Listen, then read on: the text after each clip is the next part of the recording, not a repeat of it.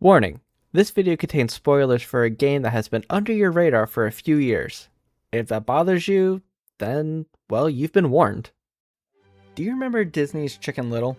You know, the small town chicken who thought the sky was falling? Well, in 2005, alongside the movie, a video game dropped for the Nintendo GameCube, and it's a lot more chaotic than you might expect. Today, we're diving into Chicken Little the video game, a strange mix of school life, alien invasions, and total arcade madness. First, let's have a quick game overview. At first glance, you might expect a simple movie tie-in platformer, which was shockingly common in the early 2000s. But Chicken Little for the GameCube decided to try a slightly different direction. Don't get me wrong, it still had platforms, but with a few twists. Instead of following the movie's plot directly, the game throws you into a series of fast-paced levels focused heavily on action and a few minigames such as dodgeball, baseball, vehicle driving, and even a little shooting.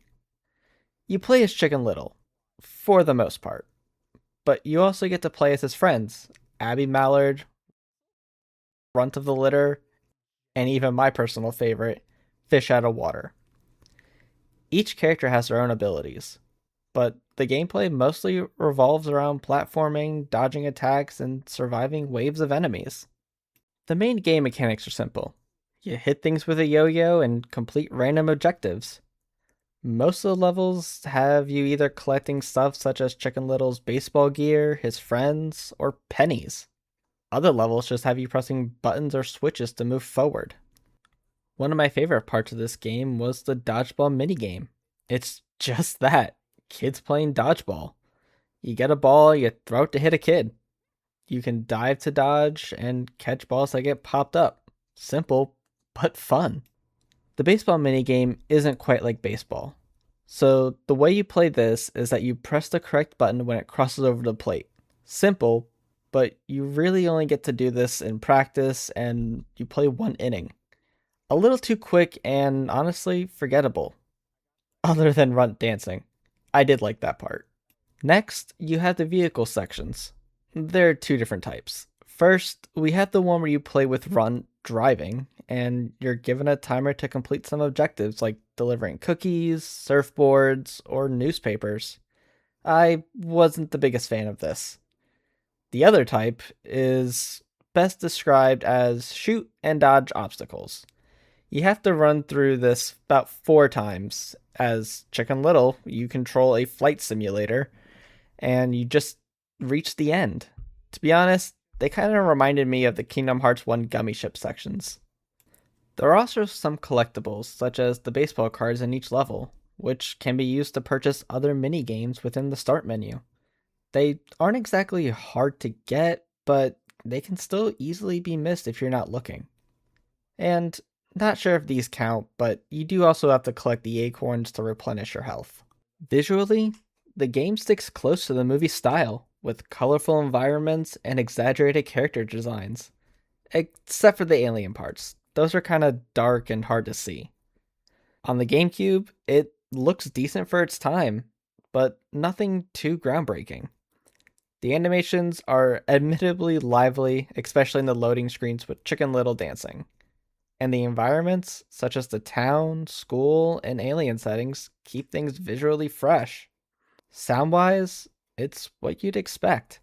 Energetic music, cartoon sound effects, and plenty of exaggerated voice clips. Fish! Come on, we gotta catch him! Let's move. It's a tight squeeze. Maybe if I just wriggle sideways a little. Ow, Ron, you're crushing my feathers. Sorry, I shouldn't have stuffed my pockets with those Cocoa Fudge bars. How does this game stand out from the rest? Well, that's easy. It's just how unpredictable it feels. One moment you're playing dodgeball at school, and the next you're fighting off alien robots in a full-on invasion. The tone shifts fast, and it almost feels like an arcade game disguised as a movie tie-in. It doesn't always make sense, but that's just part of its charm.